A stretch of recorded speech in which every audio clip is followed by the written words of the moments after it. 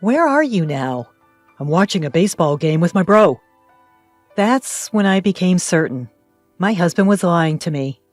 Because his brother isn't in any condition to watch a baseball game right now. Once I realized all of this, I decided to take revenge on my husband. I found unlikely allies for this. My name is Sarah. I'm 27 years old. After graduating from a medical college, I work as a nurse at a university hospital.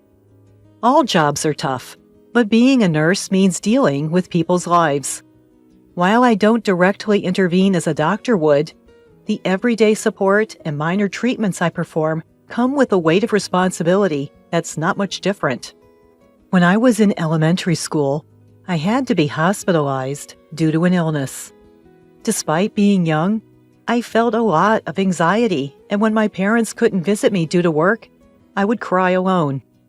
But the one who saved my heart during those times was the nurse who was taking care of me back then. Sarah, it's okay if you don't hold back when you're feeling lonely. It's definitely going to get better. Let's hang in there a little longer. The female nurse who encouraged me like this every day. Thanks to her, I can say without exaggeration that I was able to overcome the hardships of my hospital stay. After being discharged, I admired her and decided to become a nurse. I studied hard to achieve my dream, and now it's been 5 years since I've become a nurse. The job is certainly challenging, but every time I see a patient smile, I can genuinely feel that I'm glad to be doing this work. I'm fortunate that I can continue my current job. One of the reasons is it's because of my husband Bob, whom I married a year ago. I first met Bob at a party. Once we started talking, we found out that we had a lot in common, and we hit it off pretty quickly. This led to us dating. After 2 years of dating, he proposed to me. I love you, Sarah. You put your heart and soul into everything you do. I want to spend the rest of my life with you. Are you sure you really want to be with me? Why would you even question it? I want to be with you because you're Sarah, so I want you to get married with me. Yeah, I want to be with you too, Bob. So we officially tied the knot a year ago, but there's one thing that's been bothering me. That is, he doesn't get along well with his parents. Ideally, we would have wanted to hold our wedding ceremony when we got our marriage license, but he refused. The reason was simple. He didn't want to have anything to do with his parents. So when we went to pay a visit to his parents to announce our marriage, it was hard to set a date. We somehow managed to pay a visit to my in-laws, but my husband was in a bad mood the entire time, and we only stayed for 30 minutes. We ended up getting married without having much of a conversation with my in-laws. Of course, I'd like my in-laws to attend our wedding ceremony too. So I decided to be honest about how I feel. Bob, can we talk for a moment? What's up? Well, it's about your parents. We also have the ceremony to think about, so I think we should go see them and have a proper discussion. At my suggestion, my husband let out a deep sigh and responded with an annoyed expression. Didn't I tell you before that I don't want to talk about my parents? As far as I'm concerned, I don't care if we don't invite anyone to our wedding. But we should at least invite your parents, Bob. That's enough. If you insist on having family members there, we can just ask my brother. Isn't that good enough? Well, I'd love to have your brother attend, but you're really persistent, Sarah. This is a matter of my family, so please don't meddle too much. With another sigh, my husband left the living room. I was left alone in the room, slumping down on the couch. Staring blankly at the ceiling, I was overwhelmed by a feeling of emptiness. Oh dear, what should I do? It's such a shame that we're distant from my father-in-law and mother-in-law. They're such nice people. I want them to attend the ceremony. What can I do to make him understand? Even after that, whenever I suggested, let's go see your parents, my husband flat out refused. At some point, he would get angry just by mentioning his parents. One day, my brother-in-law and his wife were coming to visit us at our apartment. We had dinner together once when we reported our marriage. Although they live in the neighboring city, and we can easily meet them. It was the first time they visited us since our marriage. After 10 o'clock, our apartment buzzer rang. When I opened the door, there were my brother-in-law, Jake, and his wife, Emily. "Hello, Jake. It's been a while." To my greeting, Jake showed a bright smile. "Hey, Sarah. Long time no see. I apologize for dropping by unexpectedly. Hope you don't mind." "Oh, not at all. Bob is waiting inside. Please come in." "Awesome. Thanks. Well, here I come." Following Jake, Emily takes off her shoes. "Hello," she calls out, but there is no response from her. Did she not hear me? Emily. She didn't talk much last time we met either. I wish we could be better friends. As they enjoy some casual chatter while having the cake, the atmosphere begins to lighten. Since they decided to have lunch, I started preparing the meal. As I was getting things ready, my brother-in-law entered the kitchen. "Sarah, I heard from our folks. You haven't visited home since you got married?" Yes, well..." "It's Bob, isn't it? He doesn't get along well with Dad, right?" "Yes, that's right. I want my in-laws to come to our wedding, but Bob is hesitant." Upon hearing my confession, my brother-in-law makes a troubled face. After pondering a bit, he said apologetically, "I'm sorry. Bob's being stubborn. I wish I could do something about it." "I'm sorry to cause you trouble, brother-in-law." No, I'm the one who should apologize for not being able to do anything. I'll try to talk to Bob about it indirectly." "Really? Thank you. That would be a great help." Meanwhile, my husband and sister-in-law are having fun playing mobile games. Despite my worries, they seem to be enjoying themselves. I started to feel frustrated with my husband. Just as my brother-in-law and his wife were about to leave, my husband spoke up in a low voice. "Hey, what's up?" "Did you say something to my brother?" Why do you ask?" When we were leaving, my brother said, "You should think about Sarah and confront our parents. You were chatting with him while making lunch, right? You stirred up something unnecessary, didn't you?" With a look I've never seen before, my husband glared at me. As I was silenced by the awkwardness, he opened his mouth again. "You know, isn't it unfair to talk to my brother about our parents, knowing that I don't want to be involved with them?" "No, I didn't mean..." I'm turned off. I'm not feeling like doing the wedding anymore. What? With a large clicking of his tongue, my husband left the house. He didn't come back until the next day. Since that day, my relationship with Bob has been strained. Our conversations dwindled to the bare minimum, and the once light-hearted atmosphere was gone. Then my husband's absences began to increase gradually, especially on holidays. He was almost never home, and I started to get suspicious.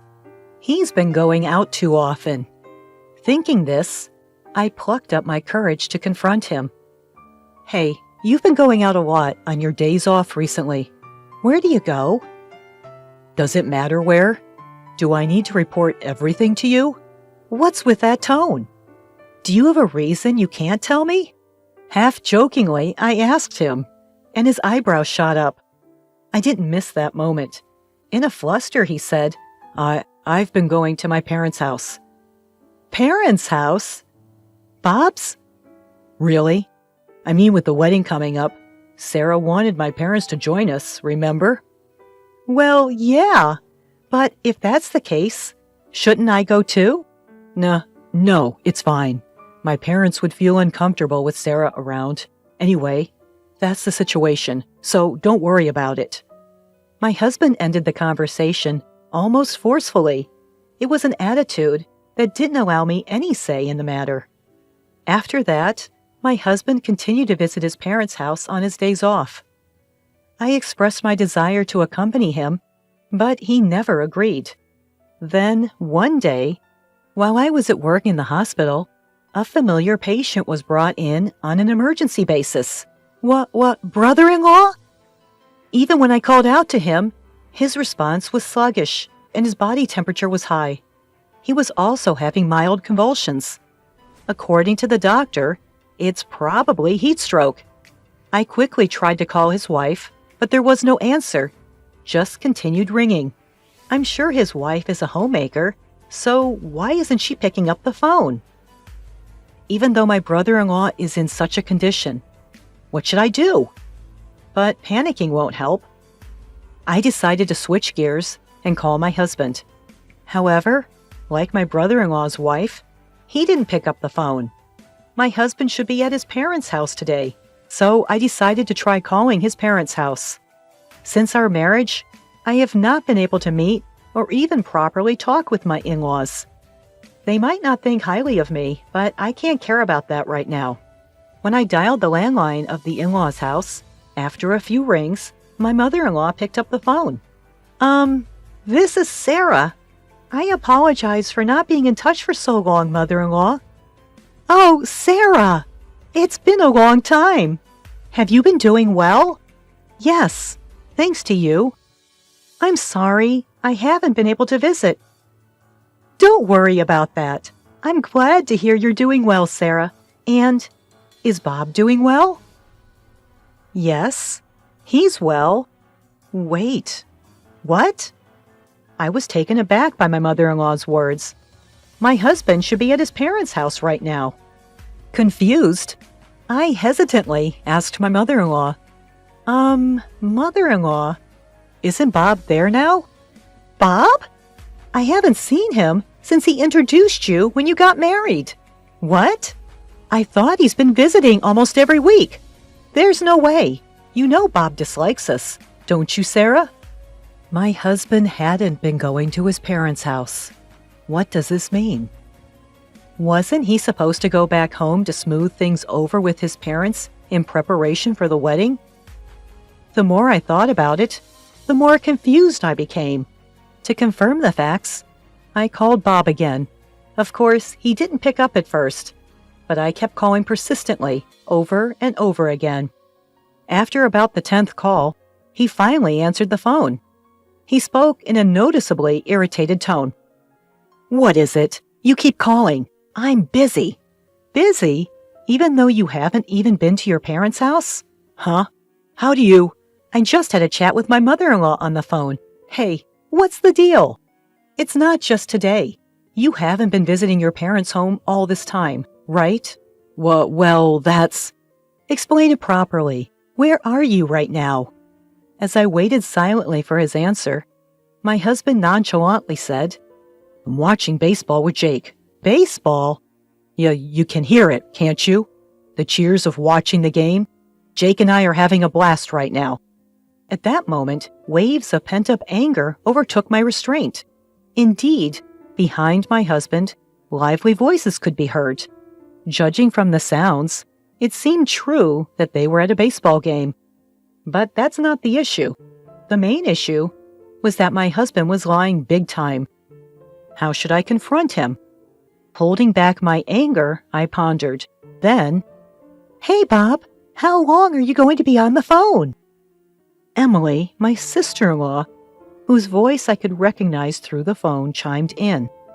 There was no mistaking it, since we just met the other day. Realizing that the call had been disconnected, and only the busy signal was echoing in my ear. Ah, so that's how it is. Everything was a lie. I can't forgive this. At this rate, I'll corner him by any means necessary. I, who realized everything, headed to Jake's place. Fortunately, his condition had already stabilized, and he was sleeping soundly. I'll reappear later. As I was about to leave the room, opening the door, a voice came from behind me. Sarah? Oh, Jake, are you okay? Yeah, I'm fine. It was a heat stroke, huh? I was feeling sluggish, but I was so busy that I didn't have time to hydrate. Please be careful. I was really surprised when you were brought in. Sorry. So, why are you here, Sarah? Well, actually... I informed Jake that my husband might be with Emily at the moment. Then rather than being surprised, Jake smirked. I see.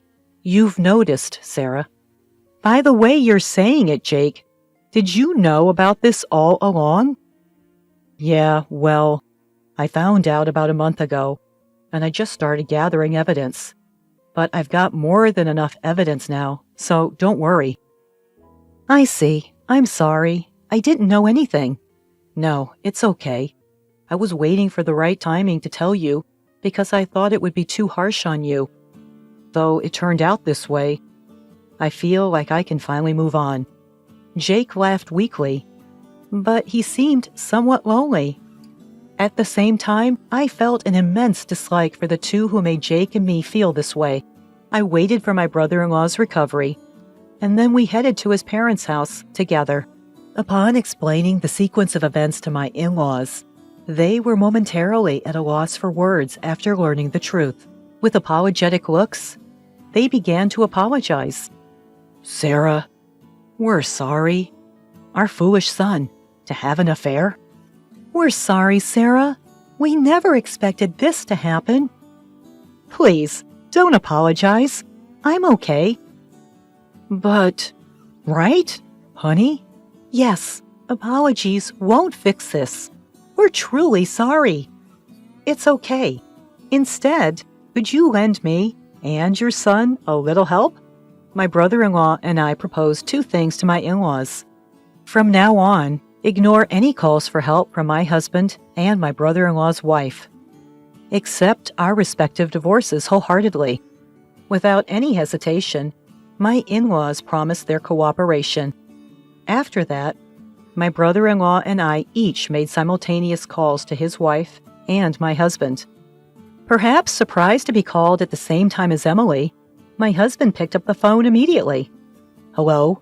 Sarah, what's up?" "What do you mean, what's up? You're with Emily right now, aren't you?" "What are you talking about? Why would I be with my brother's wife?" "I heard Emily's voice in the background when I called earlier, and your brother knows everything. We've got concrete evidence of the affair." "Eh?"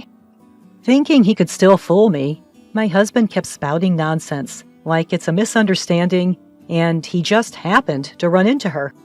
I was fed up with his lack of remorse and his constant prioritization of self-preservation, even at this point. Out of sheer anger and feeling betrayed, I raised my voice. "Shut up! Misunderstanding? What are you saying at this point? Do you think such excuses will work? You took advantage of my feelings and betrayed me in the worst possible way. I will never forgive you. I'm divorcing you, you scum." "What? Wait! I didn't intend to divorce." "What? How dare you say that after cheating on me? Just so you know, I have no intention of getting back with you. You and that woman. I hope you both go to hell.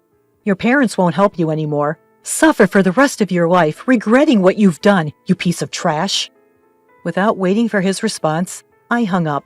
Shortly after, my brother-in-law and I went to the city office to get divorce papers. Eventually, my husband and I divorced amicably. Initially reluctant, he finally signed the divorce papers after being persuaded by his parents. Of course, my brother-in-law's divorce was also finalized. We both demanded substantial alimony from them. I later found out that my ex-husband had been involved with my brother-in-law's wife for quite some time. Apparently, he was meeting her during lunch breaks and after work, and their affair was exposed at the worst possible time by their coworkers. As a result, his reputation at work plummeted. Unable to withstand the judgment from his colleagues, he eventually quit his job after repeated absences. My brother-in-law's wife, who was a stay-at-home wife, also had her life turned upside down. She lived with my ex-husband for a while after the divorce, but as their financial situation worsened, their arguments increased, and they broke up within a few months. For a while, she won't be able to lead a decent life. On my end, surprisingly, I've been getting by day to day without much fuss. Right after my divorce, I moved to an apartment near work, living a carefree life. I still keep in regular contact with my brother-in-law and my ex-in-laws. Where I am today is thanks to them. They will always be important people to me. That will never change. I'll make sure to live in a way that won't bring shame to them. I'll prove that I can be happy on my own. That's the solemn promise I made to myself.